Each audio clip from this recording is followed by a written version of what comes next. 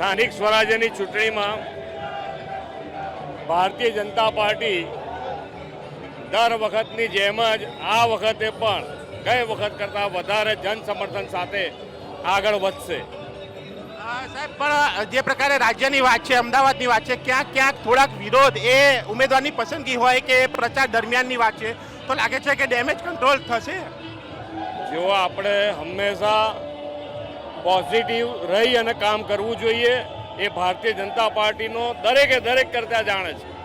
કોઈક જગ્યાએ કામ થયું હોય, ના થયું હોય, કોઈ કારણસર, તો એને ફરીથી આગળ વધારવાનું અંદર પ્રજાજનોની વચ્ચે રહીને કામ કરતી પાર્ટી છે. કોઈ વસ્તુ કોઈની બાકી નથી રહેવાની.